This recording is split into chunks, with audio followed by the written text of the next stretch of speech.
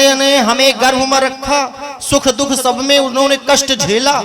आज दोनों माँ ऐसे पुत्र को पा करके मानो अपने आप को भाग्यशाली समझ रही है। स्वर्गे स्थिता ये पितरोपधन्या यस्मिन् कुले वै नवजाते का। स्वर्गे स्थिते पितरोपधन्य, जो स्वर्ग में पितर हैं, जो आपके पूर्वज बैठे हैं, जिनकी अभी तक मुक्ति नहीं हुई है, वो अपने आप को धन्य समझ रहे हैं कि मेरे कुल में ऐसा एक भक्त पैदा हो गया है जो मेरे पूरे कुल को तार दे रहा है। यस्मिन् कुले वैष्णव जाते का। ऐसे वैष्णव, ऐसे सात्विक पुत्र जिस घर में हो जाएं, मानो उनके पूर्वज को कभी भी किसी भी प्रकार की पीड़ा नहीं सहनी पड़ती, उनको कभी किसी प्रकार का कष्ट नहीं मिलता है, और वो सब साकेत धाम के अधिकारी हो जाते हैं। आज हमारे परीक्षित जी सुखदेव महाप्रभु से प्रश्न कर रहे हैं कि हे सुखदेव, हे गुरुदेव, हे परमहंस, आप भगवान के चरित्र गाते हुए कई बार दीन बंधु नाम लिया है, तो ऐसा कोई दीन बंधु है जिस पर भगवान ने अपनी दीनता दिखाई हो, अपनी दया बरसाई हो? तब भगवान मानो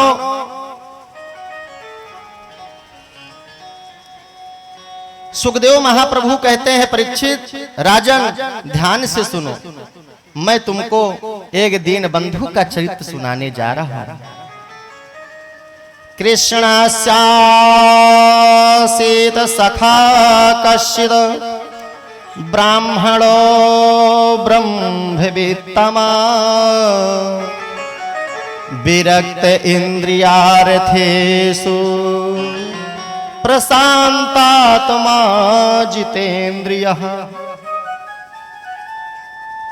कृष्ण सादी सखा, बोले ये कृष्ण के सखा थे, आपके गोविंद के सखा थे। कश्चित कैसे थे? बोले ब्राह्मणों ब्रह्मवित्तमा, ब्राह्मण थे, ब्रह्मवित्तमा यानी ब्रह्म को जानने वाले थे। और आपके गोविंद के सखा थे। विरक्त इंद्रियार्थेषु, इंद्रियों से बोले विरक्त थे, इंद्रियां उनको अपने बस में नहीं कर पाई थी। हम सभी इंद्रियों के बस में रहते हैं ना। बोले हमारा मन जैसा कहता है हम वही करने की चेष्टा करते हैं, उसी को करने का प्रयास करते हैं। पड़ोसी के यहाँ गाड़ी है, हमारे यहाँ होनी चाहिए। पड़ोसी के यहाँ फ्रिज है, हमारे यहाँ होनी चाहिए। इसी के पूर्ति में हम जीवन की कमाई लगा देते हैं और भगवान पर ध्यान नहीं कर पाते। विरक्त इंद्रिया अर्थेषु अप्रशांत आत्मा जितेंद्रिय। बहुत शांत रहते थे और जितेंद्रिय थे। जो इंद्रियों पर विजय प्राप्त कर ले उसी को जितेंद्रिय कहते हैं। जो कुछ मिल जाए उसी में संतुष्ट रहते थे। हर स्थिति में, हर परिस्थिति में बड़े शांत रहा करते थे। नित्य प्रतिदिन गोविंद का ध्यान करते, गोविंद का चिंतन करते।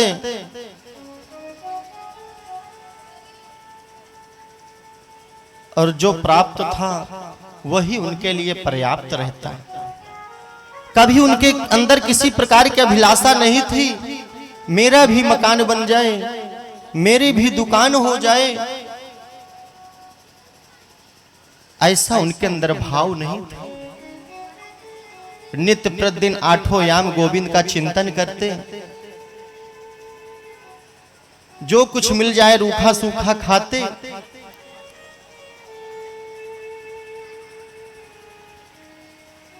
उनकी पत्नी का नाम सुशीला था।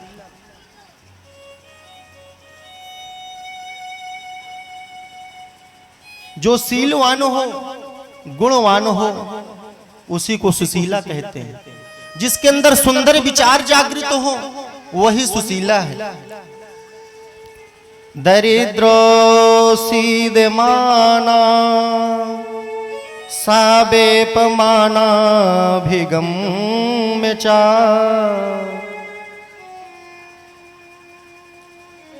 सुदामा जी जो कुछ मिल जाता सूखा रूखा खा के मस्त रहते, हर समय भगवान का चिंतन करते, हे गोविंद हे गोपाल।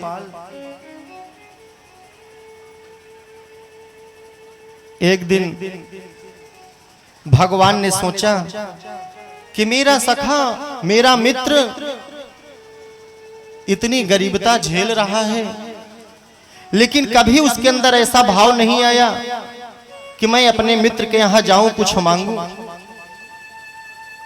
सोचो कितने शांत स्वभाव के थे, कितने जितेंद्रिय थे, प्रशांत आत्मा थे, ब्रह्म को जानने वाले थे।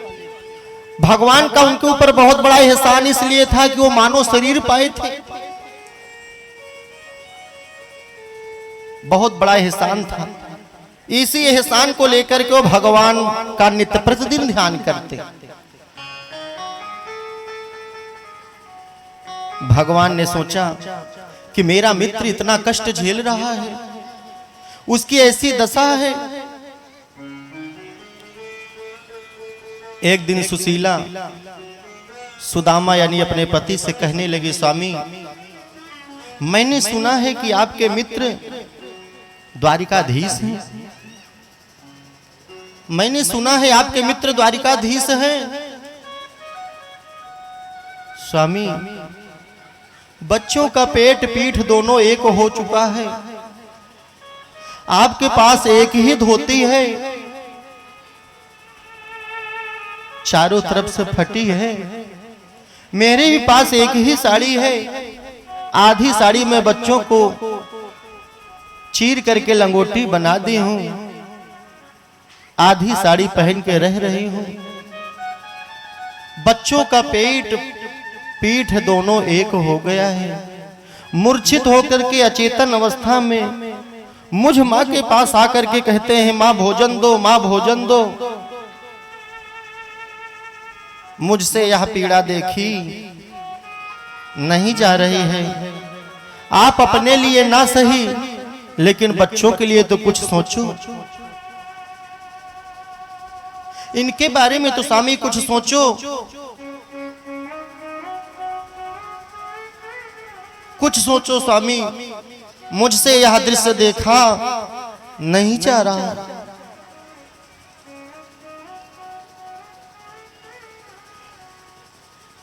सुदामा जी कहने लगे कि जो प्राप्त है देवी, उसी में किसी तरह गुजारा करो।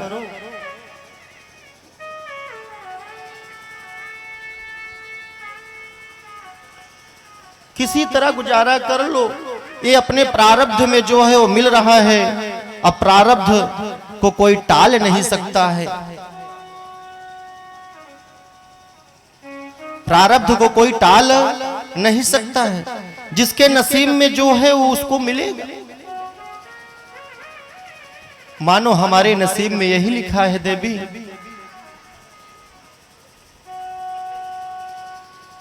सुशीला को यहां पर सुखदेव जी ने दरिद्रा बोला है। प्रशांत आत्मा जितेंद्रिय।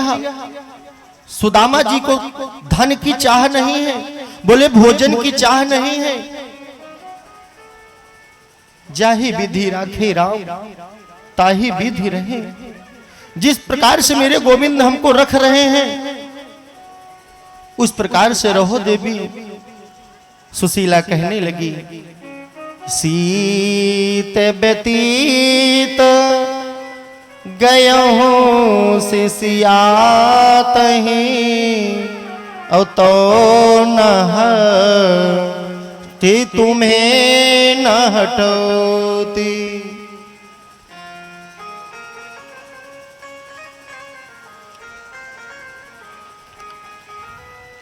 अको दो समा जुर तो भर पेट तो ना चहती दधी दूध मठौती। बोले माघ पूस के महीने में लोग रजाई और गद्दा ओढ़ के रह रहे हैं, हमको एक फटही कमली भी नहीं मिल रही है स्वामी। सभी लोग गेहूं चावल खा रहे हैं, हमको सावा काकुन मकरा भी नहीं मिल पा रहा है। आधा पेट भी बच्चों को मिल जाए मैं आपसे नहीं कहूंगा। इसलिए मेरी बात मानो, आप अपने सखा के पास, अपने गोविंद के पास चले जाओ। आपके मित्र हैं, आपके सखा हैं, आपको जरूर कुछ ना कुछ देंगे, आपको जरूर कुछ ना कुछ देंगे। सुदामा जी ने कहा वो भगवान है, वो ईश हैं, मित्र हैं, और मित्र के यहाँ जाओ, भगवान के पास जाओ, कथा में जाओ तो कभी खाली हाथ हो नहीं जाना चाहिए, कभी खाली हाथ हो नहीं जाना चाहिए। और देवी मेरे पास तो कुछ भी नहीं है ले जाने के लिए, मैं क्या ले जाऊं, मेरे पास तो कुछ भी नहीं है। तब सुशीला ने कहा उसका प्रबंध मैं कर दे रही हूं। सुशीला 4 घर में जाकर के मांगी तो 4 मुट्ठी चावल पाई। या चित्वा चतुरो मुष्ठी विप्रान पृथक तंडुलान। वो भी चावल नहीं पाई, बोले तंडुल पृथक था, यानी अपने से अलग था, यानी किनकी थी। पड़ोसन के पास गई, आवाज दी मेरे स्वामी सखा अपने गोविंद से मिलने जा रहे हैं, मेरे पास कुछ ले जाने के लिए नहीं है, आप कुछ प्रबंध कर दो।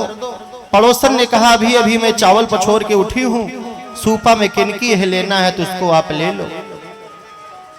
कहते हैं गरीबता में अपने भी पराये हो जाते हैं, कोई साथ नहीं देता है। पड़ोसन ने कहा किनकी है, लेना है तो आप उसको ले लीजिए। चैल खंडेन तान बंधा भरने प्रदातु पायनो। लेना है तो चैल खंडेन वही चावल के टुकड़े को ले लीजिए। सुशीला ने उस चावल को लेकर के एक पोटली में बांधा, स्वामी को दिया, सुदामा जी को। सुदामा जी दुबले पतले, एक हड्डी, शरीर की सारी हड्डियां दिख रही हैं, चल नहीं पा रहे हैं। छड़ी का सहारा लेकर के, पोटली को लेकर के मानो गोविंद की ओर चले हैं और बड़े प्रसन्न भी हो रहे हैं। आज मेरे मित्र का दर्शन होगा, आज मेरे सखा का दर्शन होगा, अहो भाग्य हमारे। चले हैं, जा रहे थे, रास्ते में एक बड़ी नदी मिली। नदी को पार करने के लिए केवट था। उस दिन केवट को कोई आदमी नहीं मिला पार जाने के लिए। केवट इंतजार में था कोई आवे और हमारी नौका में बैठे, मैं उसको पार लगाऊं। सुदामा जी जब उस नदी के किनारे पहुंचे, केवट ने आवाज दिया, आइए आइए, उस पार जाना है। सुदामा जी ने कहा मुझे उस पार जाना है। बैठो, कितना लोगे? मल्लाह ने कहा इतना लगेगा। सुदामा जी ने कहा नहीं जाएंगे। मल्लाह ने कहा क्यों नहीं जाएंगे? बोले हमारे पास आपके देने के लिए कुछ है नहीं, मेरे पास आपके देने के लिए कुछ भी नहीं है, इसलिए मैं नहीं जा पाऊंगा। केवट को दया आ गई सुदामा के ऊपर। केवट ने कहा प्रभु ऐसी प्रशांत आत्मा को पाकर के मैं भी संतुष्ट। वो कोई और नहीं थे, वो गोविंद ही केवट के रूप में आए थे। कहा आप बैठो, कहां पर जा रहे हो? ब्राह्मण लगते हो, दीनहीन हो, कहां जा रहे हो? मैं सुदामा हूं, अपने मित्र सखा द्वारिकाधीश से मिलने जा रहा हूं। ओह, आपके मित्र हैं? हाँ, हमारे मित्र हैं। आप तक अभी तक इतनी गरीबता झेला, आज तक आप नहीं गए, और आपकी ये स्थिति सोचो भक्तों, जिसका मित्र राष्ट्रपति बन जाए, प्रधानमंत्री बन जाए, और उसका मित्र इस तरीके की स्थिति में रहे। सुदामा जी कहते हैं कि हमको कुछ चाह नहीं है, आज मेरे स्वामी, आज मेरे गोविंद का दर्शन होगा, मेरी एक ही अभिलाषा है। मानो मल्लाह ने पार किया, उतर गए, चला नहीं जा रहा है, मूर्छित होकर के गिर पड़े, आंख बंद हो गई।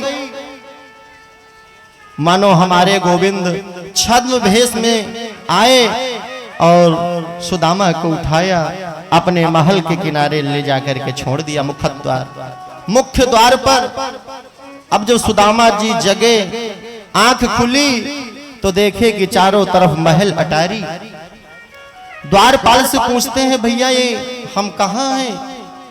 द्वारपाल ने कहा, दोस्त ये द्वारिकापुरी छे, ये द्वारिकापुरी है। द्वारपाल से सुदामा जी कह रहे हैं,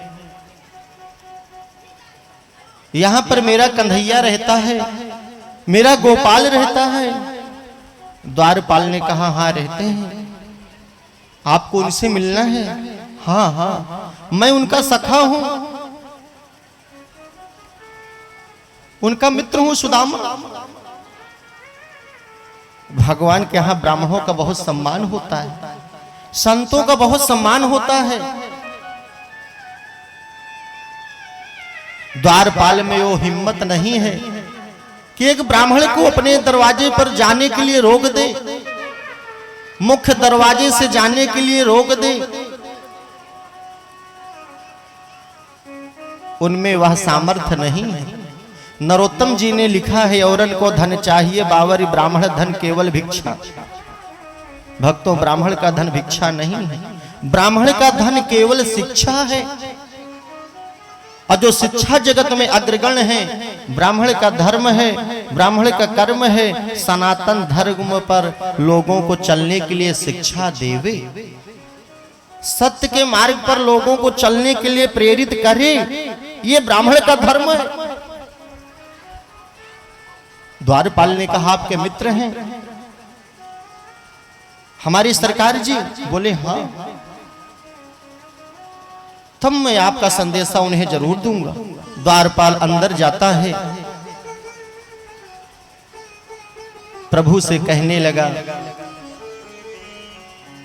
किसी से पगा न झगा तन में, अप्रभु जाने को ही बसही के ग्राम। धोती फटी सिलटी दुपटी, अरुपाए उपा नहु की नहीं सामा। द्वार खड़ो दुज दुर्बल एक, रहो चकिसो वसुधाय अभिराम। अपूछत दीन दयालो को धाम, बतावत आपन नाम सुदामा। बतावत आपन नाम सुदामा। कि प्रभु आपका नाम पूछ रहा है, धोती फटी हुई है, न सर पर पगड़ी है, न पैर पर चप्पल है, न तन पर कपड़ा है, पेट पीठ एक हो गया है। प्रभु बड़ा दुर्बल है, आपका नाम जानता है और अपना नाम सुदामा बता रहा है। जैसे भगवान सुदामा नाम सुने वैसे तुरंत भाग उठे द्वार के तरफ। अरे मेरा मित्र आया है, मेरा मित्र सुदामा। सुदामा ना चरण पादुका पीतांबर गिर गया, भगवान भागते जा रहे हैं। अहो भाग्य हमारे जो आप पधारे, गए हृदय से लगा लिया। अब दोनों मित्र जब आपस में मिले तो मानो इतना रो रहे हैं। सुदामा की आंख एकदम भरी, प्रभु की आंख भर गई आंसू से। मित्र, आज तक तुम यहाँ पर नहीं आए, आते तो तुम्हारी ये स्थिति ना होती। देखी सुदामा की दीन दशा, और करुणा करके करुणा निधि रोए। भरी उनकी आँखों में ये है कितनी करुणा, ए जाकर सुदामा भिखारी से पूछो।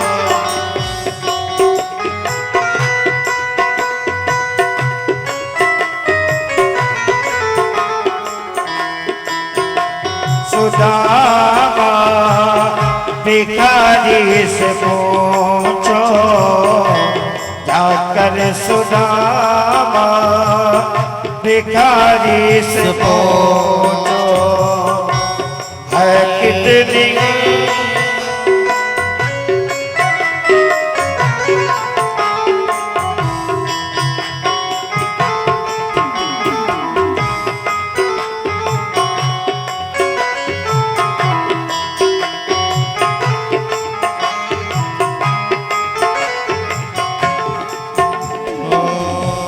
है करामात क्या उनकी चरणों की रज में, है करामात क्या उनकी चरणों की रज में, ए जाकर के मनसा हारी से पूछो।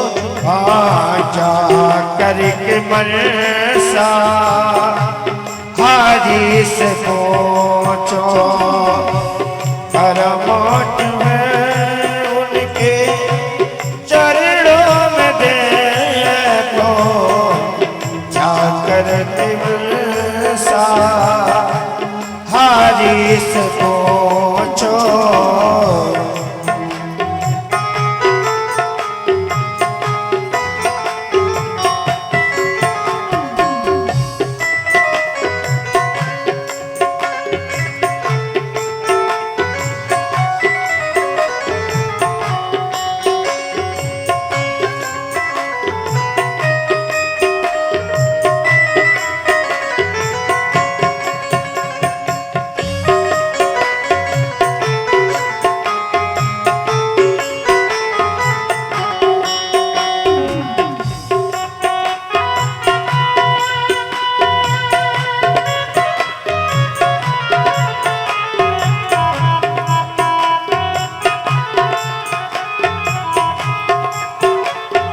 पूछो है करामात क्या उनकी चरणों की रज में, है करामात क्या उनकी चरणों की रज में, आकर के मनसा हारी से पूछो, जाकर के मनसा हारी से पूछो।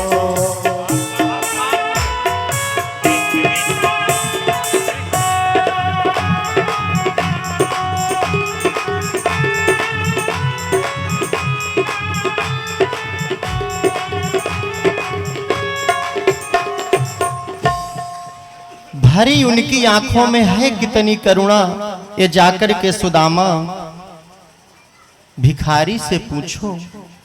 मानो दोनों मित्र इतना रोए हैं कि गंगा जमुना का प्रादुर्भाव हो गया है। भगवान अंतःपुर में ले गए, जिस पलंग पर भगवान सोते थे उसी पलंग पर सुदामा जी को लेटा दिए और सुदामा जी अचेतन अवस्था में थे, मूर्छित हो गए। गोविंद ने अपने पटरानियों को आदेश किया कि ये कोई साधारण नहीं है, ये मेरे मित्र हैं और एक ब्राह्मण है, ब्राह्मण ब्रह्मवित्तमः, ये हमको जानने वाले हैं, हमारी सखा है। जल लेके आओ, चरण धो लो, घर में छिड़को, पान करो। साधारण नहीं है, जितेंद्रिय है। जो अपने इंद्रिय को अपने बस में कर ले वो साधारण व्यक्ति नहीं। सुदामा जी का पैर धोने के लिए रुक्मिणी, सत्यभामा, जाम्बवती जल लेकर के आई। कोई चौर डुला रही है, कोई चरण दबा रही है, कोई सुदामा को निहार रही है। सुदामा जी का पैर धोने के लिए प्रभु आगे बढ़े और जो चरण को उठाया ना, तो देखा कि सुदामा का पैर एकदम कांटा से कलुआ हो गया था। इतने कंटक चुभे थे, इतने पैर में कंटक लगे थे। सोचो, एक कंकड़ चुभता है तो कितना दर्द होता है, और सुदामा का पैर एकदम कांटा से काला हो गया था। ऐसी दशा को देख करके मानो भगवान इतना रो रहे हैं, इतना रो रहे हैं। ऐसे बेहाल बिमाइन सो भय कंटक जा ले लगे पुण्य जोय। अब हाय महा दुख पायो सखा आए ते नेकते दिन खोए। कि हे सखा, हे मित्र, आज तुम इतना कष्ट में हो, इतना दर्द हो रहा है, ये पीड़ा मुझसे सही नहीं जा रही है। आज तक आप मेरे यहाँ नहीं आए, आते तो आज आपकी ये दशा ना होती।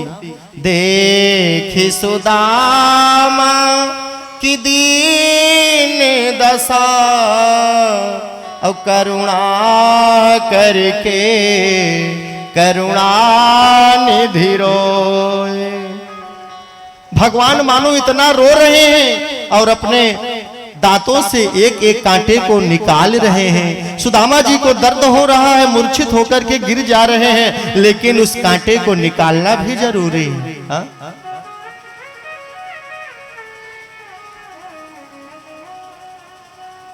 कैसे बेहाल बिमाइन सो, विवाह उनकी फटी हुई है, पेट पीठ सब एक है, अचेतन अवस्था में है। गोविंद रो रहे हैं, इतना रोए कि पानी परात को हाथ छुयो नहीं, और नैनन के जल से पग धोए। नैनन के जल से पग धोए, माने भगवान के आंसू से ही भगवान सुदामा जी का पूरा पैर धो उठा। बोलो गोविंद भगवान की।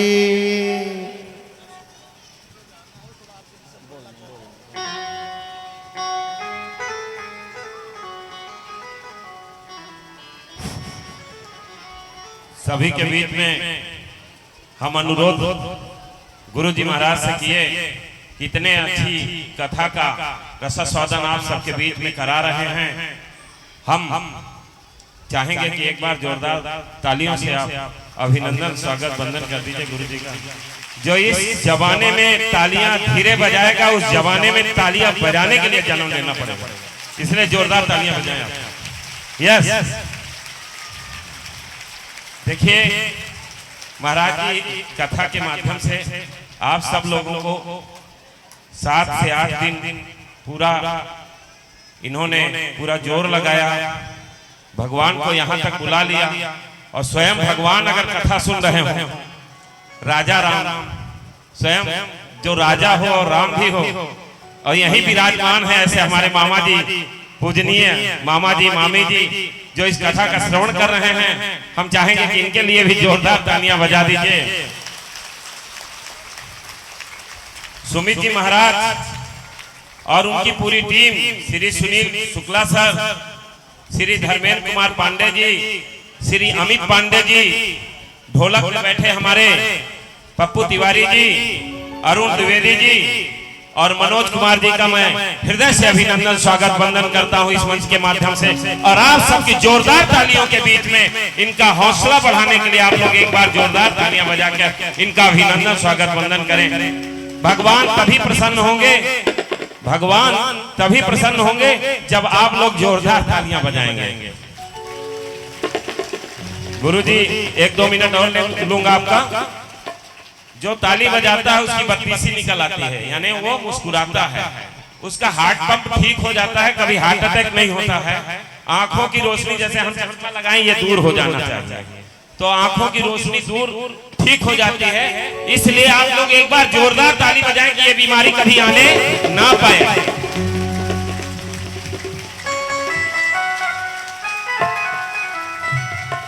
जी क्या बात है, एक बार जबरदस्त तालियां फिर से बजानी चाहिए। यस, बहुत अच्छा।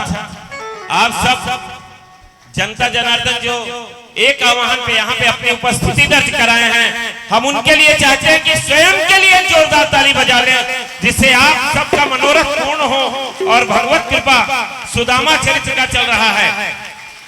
और किसी के यहाँ ऐसी गरीबी आए तो स्वयं कृष्ण भगवान उसके घर की सारी गरीबी दूर कर दें।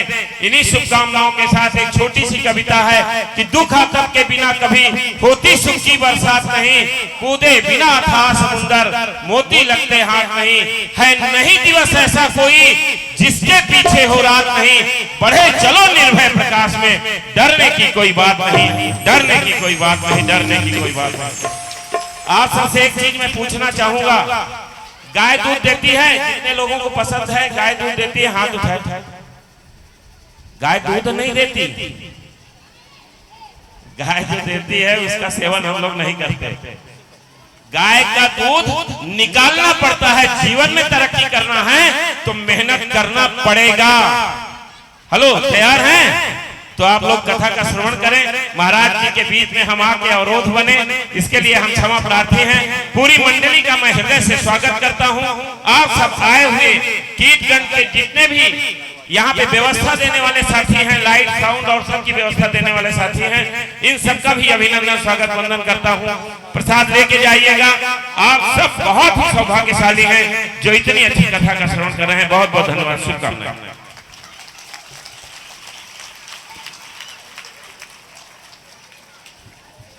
बहुत बहुत धन्यवाद आपका। बहुत सुंदर आपने बताया। गाय दूध देती है, गाय दूध देती है, सत्य है, लेकिन गाय को दूध को निकालने के लिए परिश्रम करना पड़ता है। कर्म प्रधान विश्व रचि राखा, जो जस करे तो तत्फल चाखा। जो मेहनत करेगा वही दूध पिएगा, और अगर मेहनत नहीं कर रहा है तो दूध पी नहीं पाएगा। दूसरी बात, गाय का दूध हम सभी को प्रिय है और गाय की सेवा करने का यहाँ से आज संकल्प लेंगे। कौन कौन संकल्प लेगा? आपके यहाँ का दरवाजे पर कोई भी गौ माता आ जाती है तो उसको एक रोटी आप जरूर खिलाएंगे, डंडा मार कर कभी नहीं भगाएंगे। बोलो गोविंद भगवान की जय हो। आज हमारे गोविंद मानो अपना हाथ रखते ही सुदामा के सारे दुख दरिद्र सब दूर हो गए। इधर सुदामा जी एक ही रात विश्राम किया, दूसरे रात होने से पहले विदा लिया।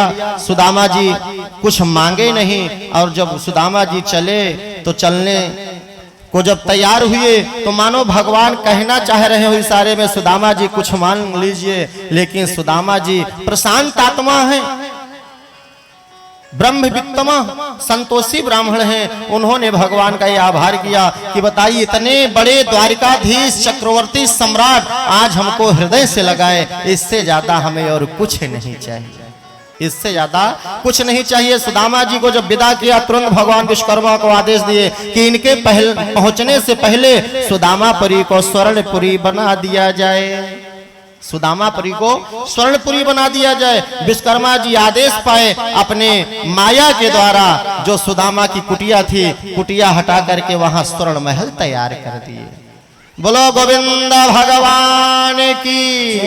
अब सुदामा जी जब पहुंचे तो अपनी मड़हिया ढूंढ रहे हैं, लेकिन मड़हिया तो गायब है, वहां तो भवन बन गया है। सुदामा मंदिर देखे डरे, सुदामा मंदिर देखे डरे। यहाँ तो थी मेरी टूटी झोपड़िया, यहाँ तो मेरी टूटी झोपड़िया, सुदामा मंदिर देख डरे, सुदामा मंदिर देख डरे। अब सुदामा जी डरने लगे, लगता है मैं कहीं दूसरे गांव में आ गया हूँ। उतने में सुदामा की पत्नी सुशीला महल से देख रही थी। इन्हीं की वजह से ये सब ऐश्वर्य की प्राप्ति हुई है। सब सखियों को आदेश किया कि चलो इनकी आरती उतर जाए। सुदामा मंदिर देखे डरे, सुदामा मंदिर देखे डरे। अब जो औरतों के झुंड को आते हुए लाल हरी पीली नीली चमचमाती हुई साड़ी को देखा, सुदामा जी लगता है कहीं भूत परेश के जगह पर मैं आ गया हूँ। ये मायावियों का नगर है। और सुदामा जी जब मंदिर देख करके डरे भागे तो सुशीला ने हाथ उठाया, स्वामी रुक जाओ रुक जाओ। अब सुदामा जी जब रुके और सुशीला के ऐसे दृश्य को देखा, सुदामा जी चरण पर गिर पड़े। अरे सुशीला, तुम्हारे दो दो चुटीला, अभी तक तो एक भी चोटी शाम को नहीं हुआ करती थी, क्या दिव्य श्रृंगार है। सभी लोग मिलकर के गोविंद का धन्यवाद अदा करने लगे। मेरे सिर पर हाथ रख दो राधा रानी, मेरे पर हाथ रख दो राधा रानी, मेरे सिर पर हाथ रख दो राधा रानी। मेरे सिर पे हाथ रख दो राधा रानी, राधा रानी महारानी, राधा रानी महारानी, राधा रानी महारानी, राधा रानी वृंदावन में वास दे दो राधा रानी, वृंदावन में वास दे दो राधा रानी। मेरे सिर पर हाथ रख दो राधा रानी, मेरे सिर पे हाथ रख दो राधा रानी। हरि बोल। बड़े प्रेम से आज भगवान के चमत्कार से सुदामा जी के सारे दुख दूर हो गए हैं। हम सभी लोगों का दुख दूर हो, इसलिए भगवान से प्रार्थना करें।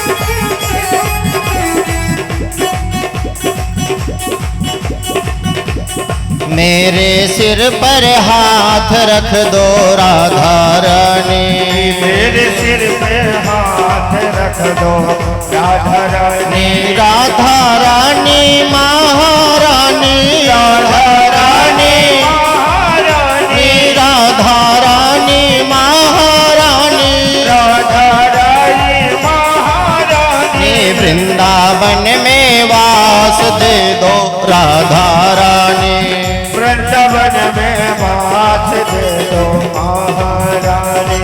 हरि बोल।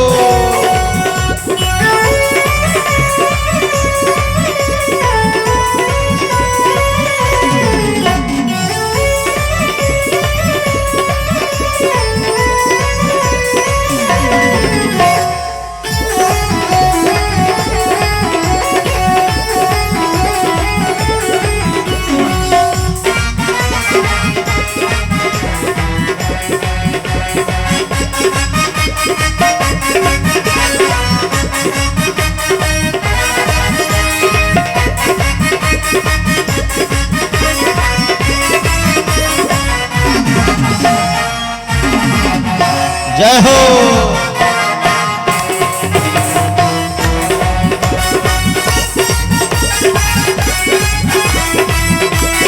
रानी जन्म जन्म की प्यास ही है, जन्म जन्म की प्यास यही है, जन्म जन्म की प्यास यही है, जन्म जन्म की प्यास यही है, प्यास यही है, प्यास यही है, प्यास यही है, प्यास यही है, दर्शन होवे आस यही है, दर्शन होवे वास यही है पूरी हो अरदास मेरी राधा रानी, पूरी हो गई अरदास मेरी राधा रानी मेरे सिर पर हाथ रख दो राधा रानी। हरि बोल।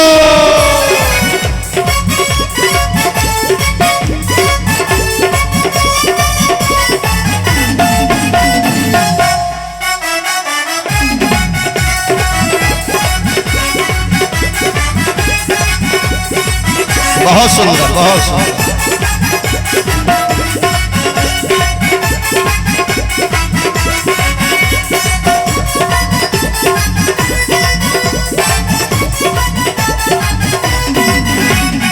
हरि बोल।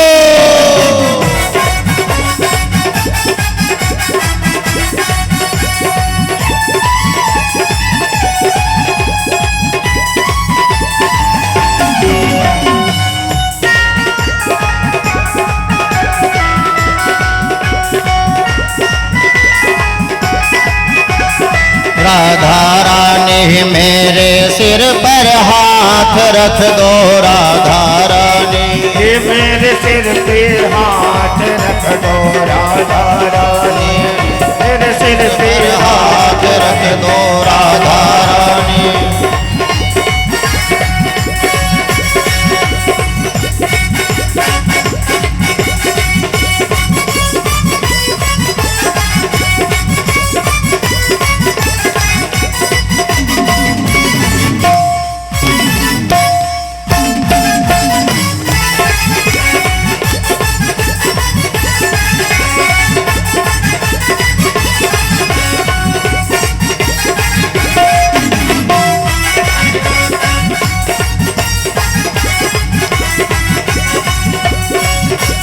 राधे बोल राधे बोल राधे बोल, राधे बोल, राधे बोल, राधे बोल, राधे बोल, राधे बोल।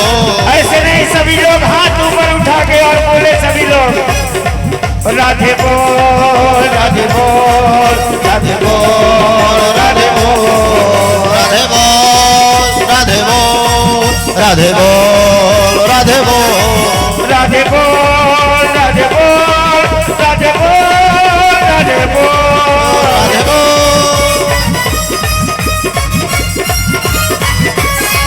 राधे बोल राधे बोल राधे बोल राधे बोल हरि बोल हरि बोल हरि बोल हरि बोल हरि बोल हरि बोल हरि बोल हरि बोल हरि बोल हरि बोल हरि बोल हरि बोल हरि बोल हरि बोल हरि बोल बोलो गोविंद भगवान की। तो गोविंद भगवान के परम पुनीत शुभ आशीर्वाद से सुदामा जी का जीवन सफल हो गया, राजा की भांति अपने जीवन को जीने लगे। अब इधर हमारे भोले बाबा गिरजा कुमारी से कहते हैं भक्तों की गाथा गाने के लिए कि ऐसे भक्त को पाने के बाद हे गिरिराज कुमारी मैं भी धन्य हो जाता हूँ। धन्य धन्य गिरिराज कुमारी, नहीं को तुम समान उपकारी, नहीं को तुम समान उपकारी। धन्य धन्य गिरिराज कुमारी, धन्य राज नहीं को तुम समान उपकारी, नहीं को तुम समान उपकारी। पूछो रघुपति कथा प्रसंग, सकल लोक पावनी गंगा, सकल लोक पावनी गंगा। आइए हम सभी लोग सुदामा जी का दर्शन करें। हाँ, तो सभी लोग दोनों हाथ उठा करके सुदामा जी का दर्शन करेंगे। वाकी झांकी आप लोगों के मध्य में आ रही है। अरे अरे द्वार पालो कन्हैया से कह दो, अरे द्वार पालो कन्हैया से कह दो।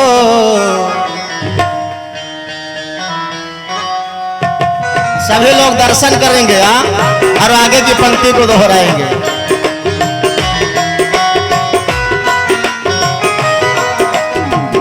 अरे द्वार पालो कन्हैया से कह दो, अरे द्वार पालो कन्हैया से कह दो। दर पे सुदामा आ गया है,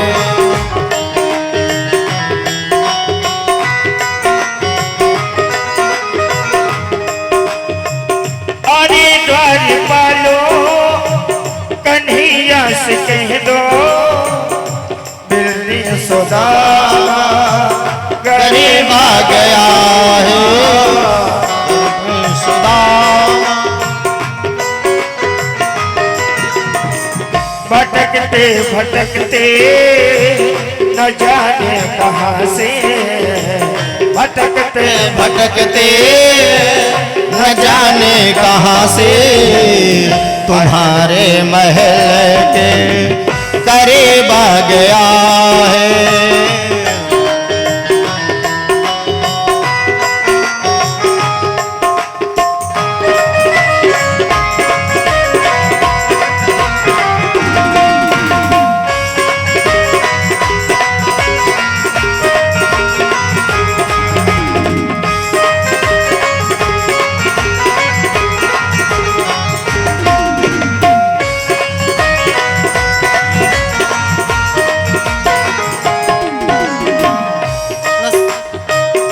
न सर पे है पगड़ी न तन पे है जामा, बता दो कन्हैया को नाम है सुदामा हो। बता दो कन्हैया को नाम है सुदामा हो।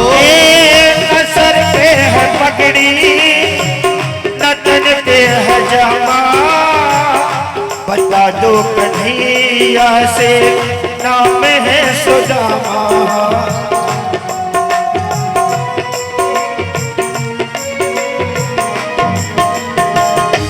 न सर पे है पगड़ी न तन पे है जामा, ओ बता दो कन्हैया से नाम है सुदामा हो। न सर पे है पगड़ी बता दो कन्हैया से नाम है सुदामा।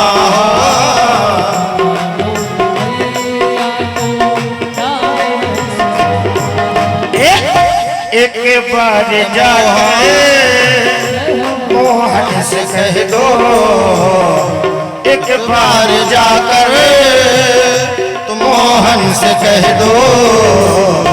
बिजली सदाबद नसीब आ गया है, बिजली सदाबद नसीब आ गया है।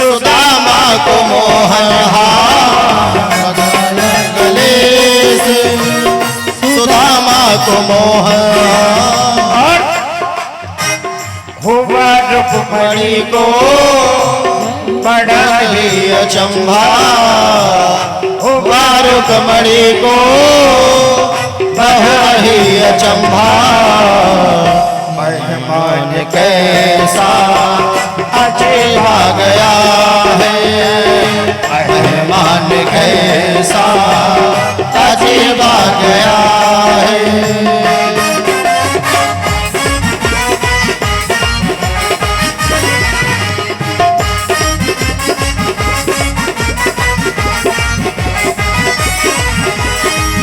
बराबर से अपने सुदामा बिठाए चरण आंसुओं से शाम ने उड़ाए हाथ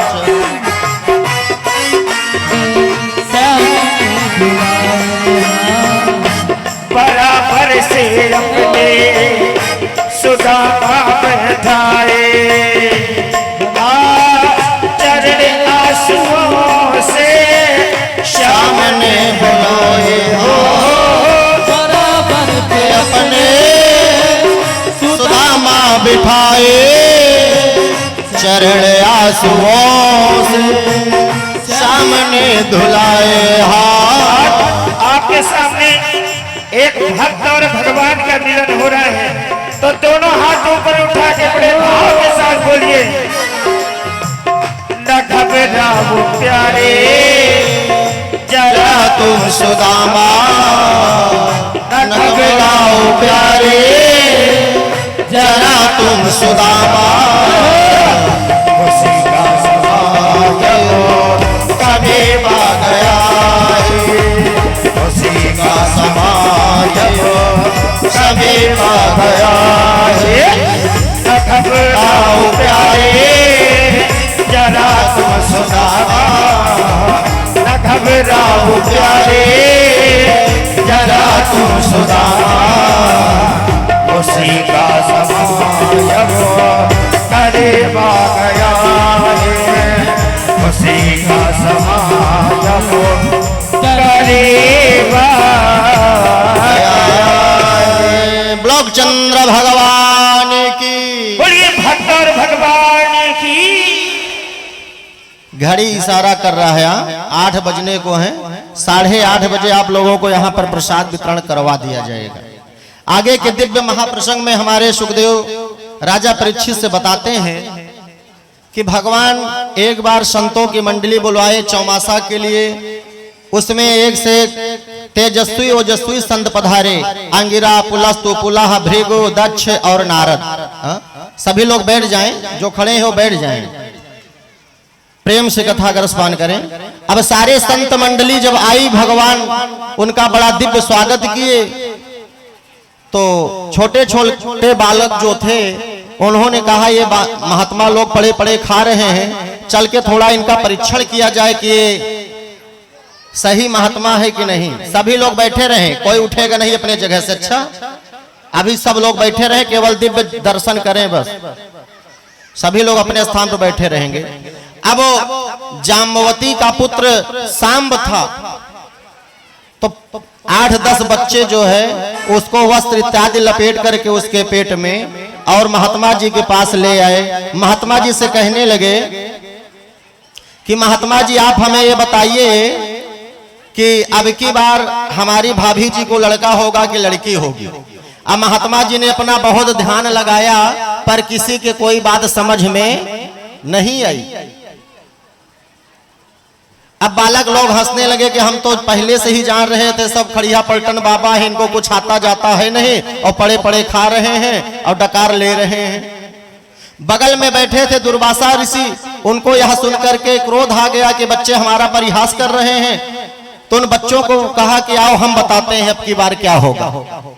अब शाम को बढ़िया साड़ी उड़ी पहनाए हुए हैं, धीरे धीरे चाल में चलवाते हुए लेकर के गए दुर्वासा जी के पास।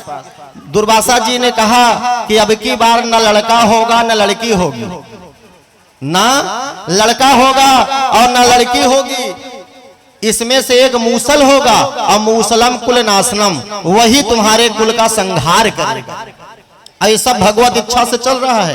भगवान ये जान रहे हैं कि हमारा 56 करोड़ का परिवार हो चुका है, एक से बढ़ के एक बलशाली योद्धा इस हमारे परिवार में है और हमारे जाने का भी समय बहुत नजदीक आ रहा है। तो अपने ही सामने मानो पूरे परिवार का संहार भगवान स्वयं करवाना चाह रहे हैं। भगवान आए हैं किस लिए? बोले पृथ्वी का भार उतारने के लिए, और उन्हीं के ही परिवार का इतना बड़ा भार हो गया है, तो मानो भगवान अपने परिवार का भी भार कम करना चाह रहे हैं। सभी लोग बैठे रहेंगे यहाँ, आधे घंटे की बात और है, बहुत रहस्यमयी कथा है, ध्यान से सुनेंगे।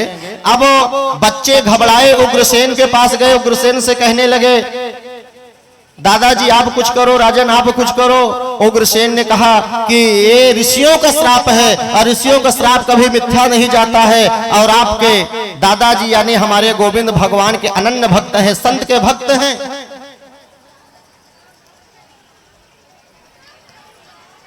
संत के भक्त हैं, और अगर उनको यह बात पता चलेगी तो बहुत बड़ा अनर्थ हो जाएगा। तो सुदामा और वो उग्रसेन ने कहा ऐसा करो कि इसके पहले देखो तो खोल करके क्या है। जब खोला गया कपड़ा तो उसमें से मूसल ही निकला। मूसल को पीस पीस कर बच्चों ने समंदर में फेंक दिया, और वही फेंकी हुई मूसल का जो अर्क था उसी से एरका नाम की घास तैयार हो गई, और जो थोड़ी सी कील बची थी वही कील एक मछली ने निगल लिया। मछली को एक मल्लाह ने पकड़ा और मल्लाह ने वो कील एक बहलिये के हाथ में दे दिया, और उस कील को बहलिये ने अपने बाण में लगाया, और पीसी हुई जो लोह पिंड था उससे एरका नाम की घास बन गई। एक दिन उद्धव से भगवान कहने लगे उद्धव अब मेरा समय पूर्ण होने वाला है, मैं अब जाकर के प्रभास क्षेत्र में कुछ दान पुण्य करूंगा, कुछ भगवान की आराधना करूंगा।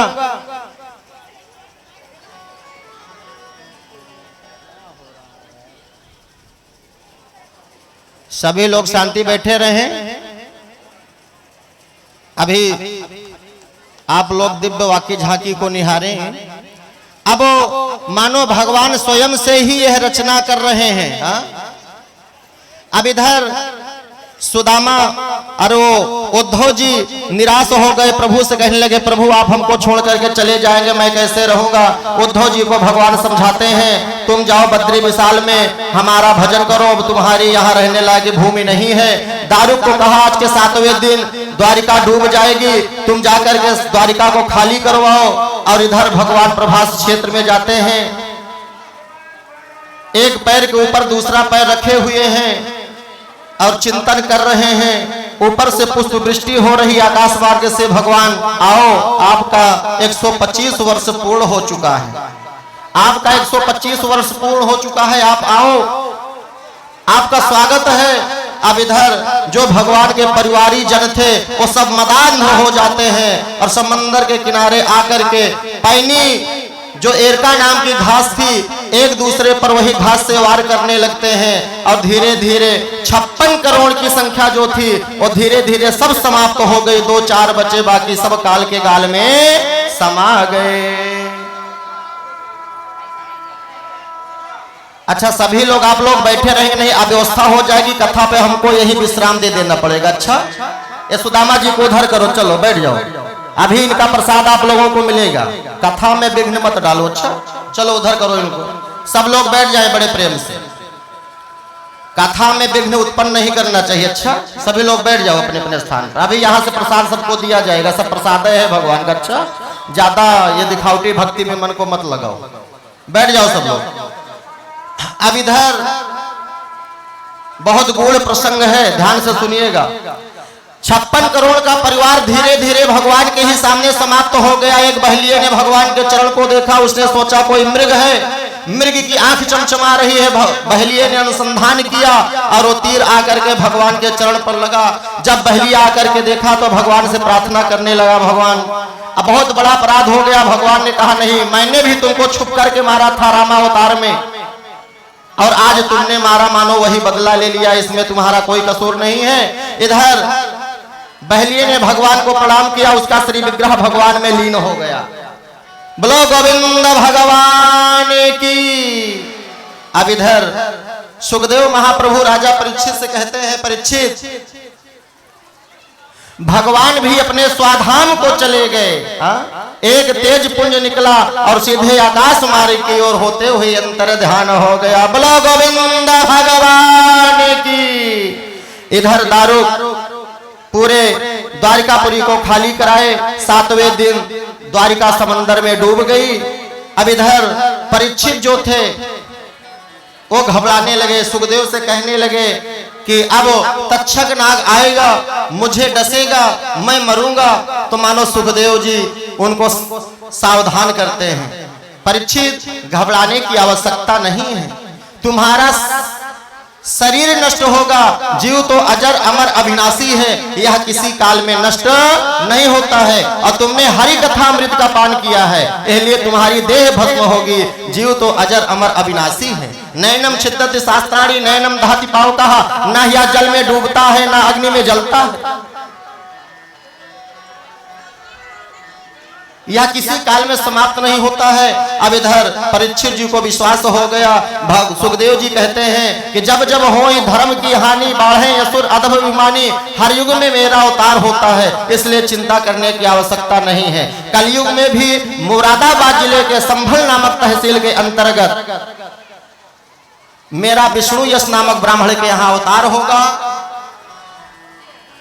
सफेद घोड़ा होगा और पुनः मैं धर्म की स्थापना करूंगा। जब कलयुग 800 वर्ष शेष बचेगा तभी मेरा अवतार होगा।